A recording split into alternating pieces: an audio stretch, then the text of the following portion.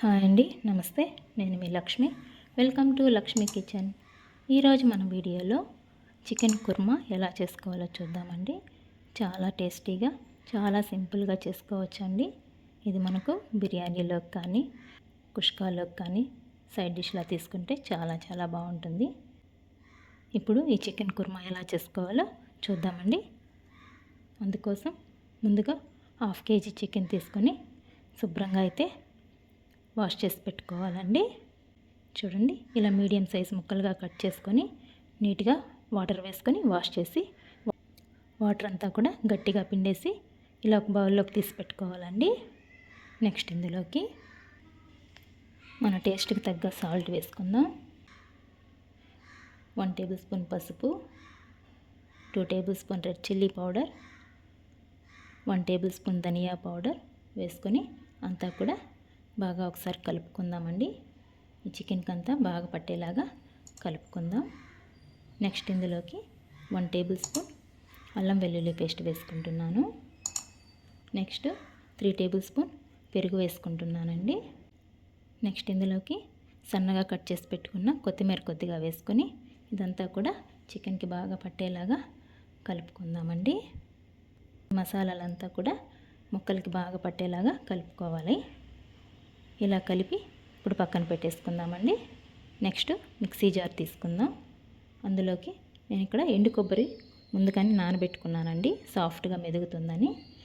మీ దగ్గర కనుక పచ్చి కొబ్బరి ఉంటే పచ్చి కొబ్బరి అయినా వేసుకోవచ్చు, లేదు కోకోనట్ పౌడర్ అయినా వేసుకోవచ్చండి. ఇప్పుడు ఇది మిక్సీ జార్లోకి వేసేసుకుందాం. నెక్స్ట్ ఇందులోకి 4-5 జీడిపప్పులు వేసుకుంటున్నాను. మీడియం సైజ్ ఆనియన్ ఒకటి పెద్ద ముక్కలుగా కట్ చేసి వేసుకుంటున్నాను. పెద్ద సైజ్ టమాటో ఒకటి ఇలా పెద్ద ముక్కలుగా కట్ చేసి వేసుకుంటున్నాను. కొద్దిగా సోంపు వేసుకుంటున్నానండి. 1 టేబుల్ స్పూన్ ధనియా పౌడర్ వేసుకొని ఇదంతా కూడా మెత్తని పేస్ట్ లాగా గ్రైండ్ చేసుకోవాలి. చూడండి, ఇలా వీడియోలో చూపిస్తున్న విధంగా ఇలా అయితే గ్రైండ్ చేసుకొని పక్కన పెట్టేసుకుందాం. నెక్స్ట్ స్టవ్ ఆన్ చేసుకొని కడాయి పెట్టుకుందామండి. కడాయిలోకి ఒక 6 టేబుల్ స్పూన్ ఆయిల్ వేసుకుందాం. ఆయిల్ బాగా హీట్ అయిన తర్వాత కొద్దిగా షాజీరా, 4-5 లవంగాలు, 2 చెక్క, బిర్యానీ పువ్వు, 2 యాలకులు వేసుకుంటున్నాను. నెక్స్ట్ ఇందులోకి బిర్యానీ ఆకు ఒక 2 వేసుకుంటున్నానండి. ఈ మసాలాలు కొద్దిగా ఫ్రై అవ్వనిచ్చి నెక్స్ట్ ఇందులోకి పెద్ద సైజ్ ఆనియన్ ఒకటి తీసుకొని ఇలా పొడవుగా కట్ చేసి వేసుకుంటున్నాను. నెక్స్ట్ 2 పచ్చిమిర్చి పొడవుగా కట్ చేసి వేసుకుంటున్నానండి.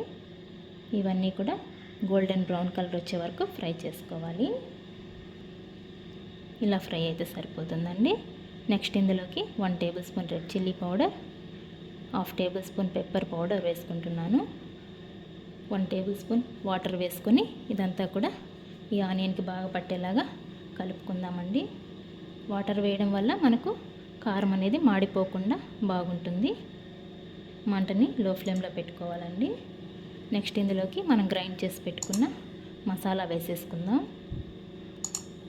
ఈ మసాలా అంతా కూడా పచ్చివాసన పోయే వరకు ఫ్రై చేసుకోవాలండి. నెక్స్ట్ ఇందులోకి ఒక 5-6 జీడిపప్పు పలుకులు ఇలా చీల్చి వేసుకుంటున్నానండి. ఇవన్నీ కూడా బాగా ఫ్రై చేసుకుందాం. చూడండి, మనకు ప్యాన్కి సైడ్లలో ఆయిల్ కూడా రిలీజ్ అవుతుంది. ఇప్పుడు మసాలా అంతా కూడా మాకు బాగా ఫ్రై అయిపోయిందండి. నెక్స్ట్ ఇందులోకి మనం కలిపి పెట్టుకున్న చికెన్ని వేసుకొని ఫ్రై చేసుకుందామండి. మంటని మీడియం ఫ్లేమ్లోనే పెట్టుకొని ఇదంతా కూడా కలుపుతూ 10 నిమిషాలు ఫ్రై చేసుకోవాలండి. చూడండి, ఆయిల్ అంతా కూడా రిలీజ్ అవుతుంది కదా. నెక్స్ట్ ఇందులోకి వాటర్ వేసుకుందామండి. మనకు గ్రేవీ ఎంతైతే కావాలో అంత వాటర్ వేసుకుందాం. ఇదంతా కూడా బాగా కలుపుకొని 5 నిమిషాలు క్లోజ్ చేసుకొని ఉడికించుకుందామండి. మధ్య మధ్యలో ఓపెన్ చేస్తూ కలుపుతూ ఇలా ఒక 10 నిమిషాలు అయితే ఉడికించుకోవాలి. చూడండి, గ్రేవీ కూడా మనకు బాగా దగ్గర పడిందండి. చాలా కలర్ఫుల్గా ఉంది కదా. స్మెల్ అయితే ఉడుకుతుంటేనే నోరు ఊరిపోతుందండి. నెక్స్ట్ ఇందులోకి 1.5 టేబుల్ స్పూన్ గరం మసాలా వేసుకుంటున్నాను. నెక్స్ట్ సన్నగా కట్ చేసి పెట్టుకున్న కొత్తిమీర కొద్దిగా వేసుకుంటున్నానండి. 1 టేబుల్ స్పూన్ కసూరి మేతి వేసుకుంటున్నాను. ఇవన్నీ కూడా చికెన్కి బాగా పట్టేలాగా కలుపుకోవాలి. మనకు ముక్కలు కూడా బాగా సాఫ్ట్గా ఉడికిపోయాయండి.